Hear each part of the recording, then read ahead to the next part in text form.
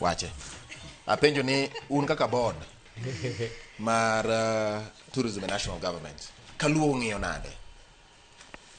Gik ma jopiny owacho. Erokamano. Mokwongo we aler ni an board man tiere iluongi Kenya Wildlife Service. All right. But we watiyo kanyakla gi jo KTB, watiyo kanyakla with the federation, nekech ok wanyal tiyo gisungu wacho ni na isolation.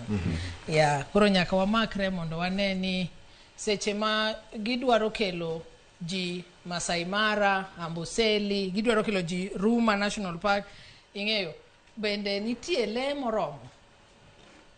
Koro wang'iyo ni to national parks, national reserves, conservancies warito nang'o. Iwinjo? Koro mokwongo adwaro wacho ni jowete wagi osewuoyo, to let me just make an emphasis ni joint strategy works kabisa. Kik wanena ni kendo amore kech anyisi ni an player kambi na iluongo ni Oceanea.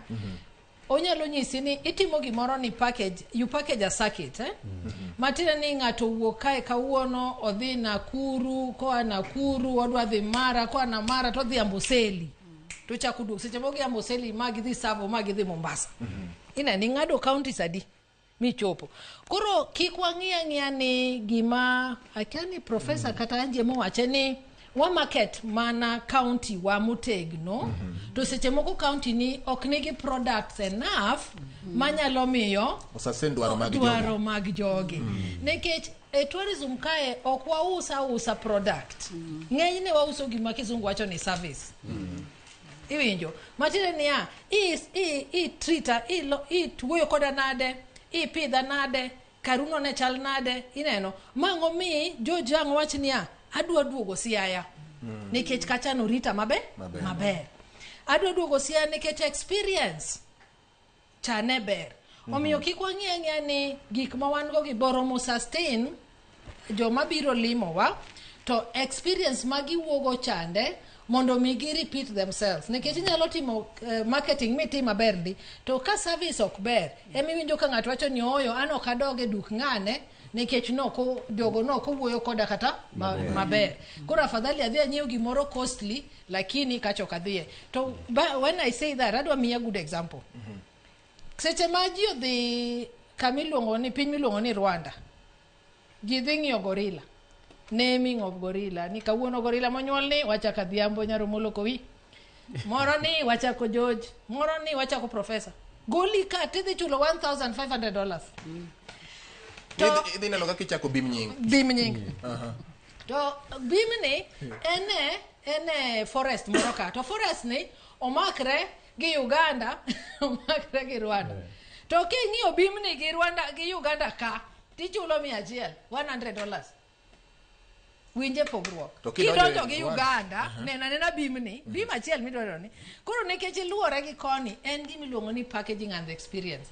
Nekech kae titeri kaka ng'ati tera kucho jogo nisi ni wadhi wawuotho kiwuoyo kodi kitimo niang'o manyaka ng'ichop kama bim nitie.